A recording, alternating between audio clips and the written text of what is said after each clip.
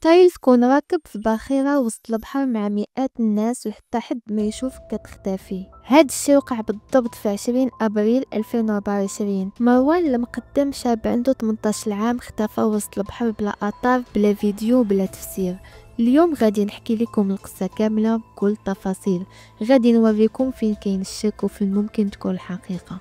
مروان المقدم شاب مغربي من مدينة الحسيمة، عمره 18 سنة، متواضع محبوب وسط عائلته، طيب القلب، وكان الحلم ديالو يسافر لإسبانيا ويخدم ويعاون والديه ويحقق أحلامه. في النهار السبت 20 أبريل 2024 مروان شد الطريق من الحسيمة للناظور باش يركب في السفينة اللي غتديه لإسبان. هاد السفينة تابعة لشركة أرمار، وركب من ميناء بن أنصار في الناظور متوجهة لميناء موتريال في إسبانيا. ركب السفينة بشكل قانوني وعائلته تواصلت معه أثناء الرحلة وكانت الأمور عادية.